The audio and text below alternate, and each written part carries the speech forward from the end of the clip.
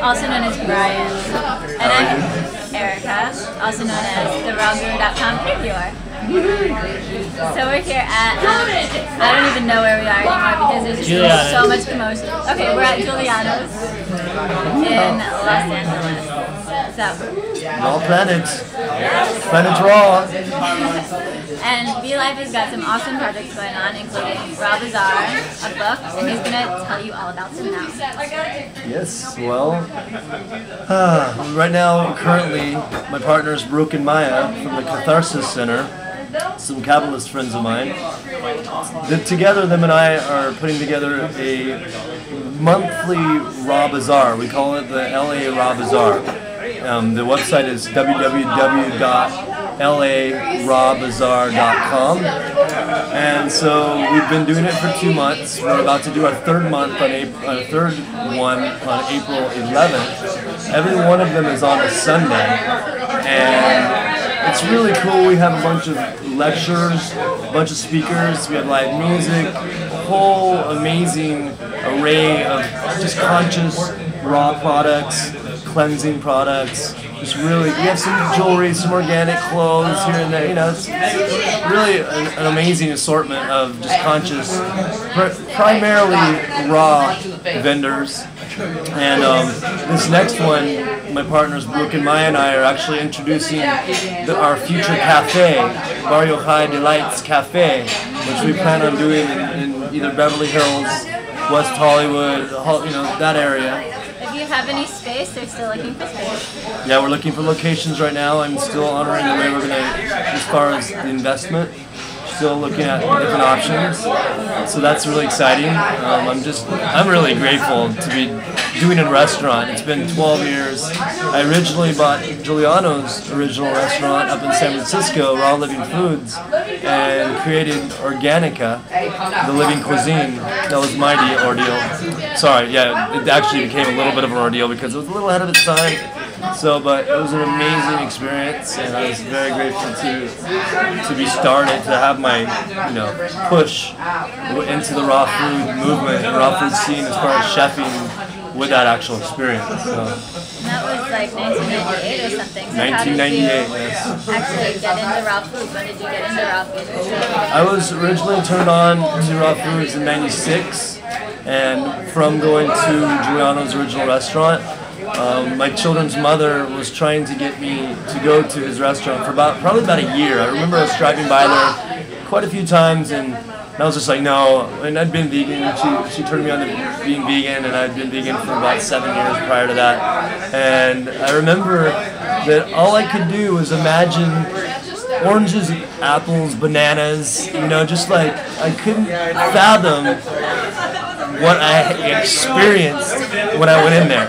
When I went in there, I ate this completely gourmet, like full-on meal, and when I left out of there, I literally walked on the sidewalk, down the sidewalk, and started feeling like I was floating. I had all this energy, and I just felt like I was floating, and like super natural high.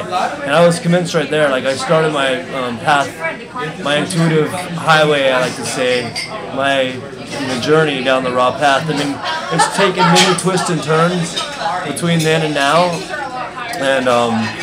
but now I've, you know, for the last 5 years I've been doing my food like strong, and I've been really fine-tuning my actual diet. But the actual story, you know, my whole story has been the full spectrum one. Out of most people I know, I think I've experienced and experimented more than most, and I'm really grateful for the balance that I've been able to find and where I'm at this point. What is your balance?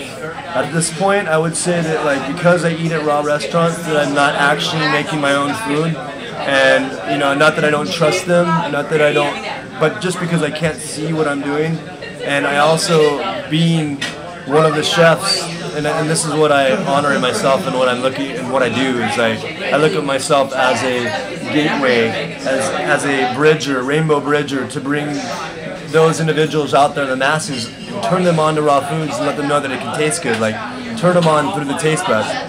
Because as of right now, we've came to the #1 niche part of the health food industry, it's become big and popular, you know. So we have to like be able to basically turn on the masses. Most of them need to be turned on through the taste buds because they're so used to a sad diet and they're so used to things tasting so good, and when they go out to eat and whatnot, that they're not like us raw foodists where I can just take some dandelion greens and just like love it, And back when I was turned on to it, a lot more people were turned on to it because they were reading about it, because they had serious degenerative diseases, they had problems.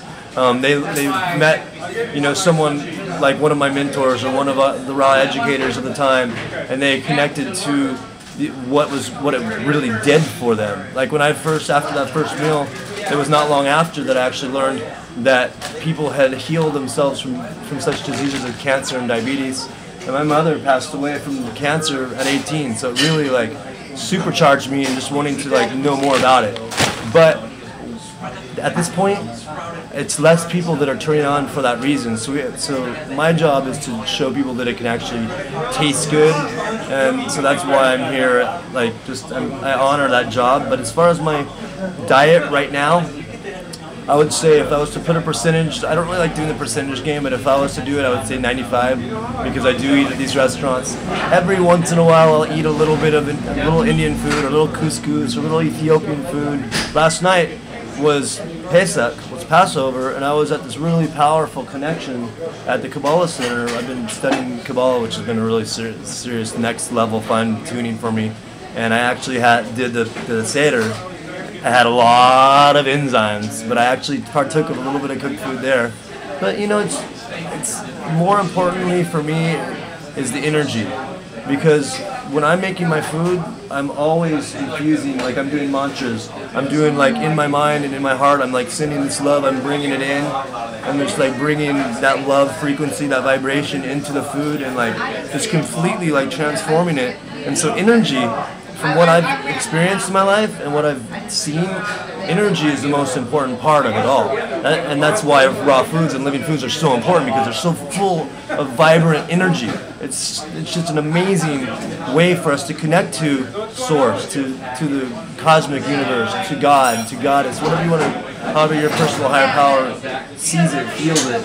It's like it's the same way with like high vibrational spiritual practices. Raw foods helps us turn deeper and become more in tune with that, and the same thing can be said for raw foods. Like when people connect to raw foods, vice versa. One can help empower the other. I'm seeing it happen a lot because I've seen it happen with many different practices, from like just in different conscious scenes. And currently, because I am studying Kabbalah, I'm connecting with a lot of Kabbalists and turning them on to raw foods one by one. And since they're already high vibrational, they get it like really quickly. You've probably seen it. Like they go hand in hand. So most people, they don't even realize it when they start eating raw foods, if they're not aware of their spiritual place and where they're at. They raise their vibrations and they start becoming more and more spiritual. And but I would say probably about 98%, I guess. I hope that answered your question. Awesome, definitely. Thank you. You're welcome.